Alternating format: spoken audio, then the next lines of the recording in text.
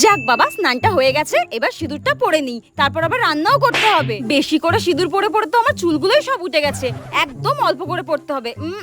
ব্যাস, এর থেকে বেশি একদম পরা যাবে না, খুবই চুলকায়। ইস, সিঁদুর পরে সামনে পুরো টাক পড়ে গেছে আমার, যা পড়েছি আর পড়তে পারছি না।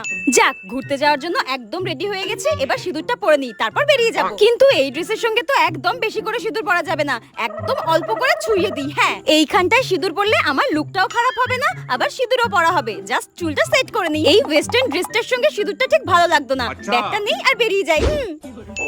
আজকে তো বিজয় দশমী, আজকে আমি মোটা করে সিঁদুর পরবো। সারা বছরে তো এই একটা দিনই আমি মোটা করে সিঁদুর পরি, যাতে আমাকে দেখে পাড়ার সব কাকিমারা বলে এই বাড়ির বউটা খুবই লক্ষ্মী। আজকে বেশ সিঁদুরটা মোটা করে আর চওড়া করে পড়তে হবে, আর একটু টেনে দিই যাতে মাথাটা পুরো ভরা লাগে।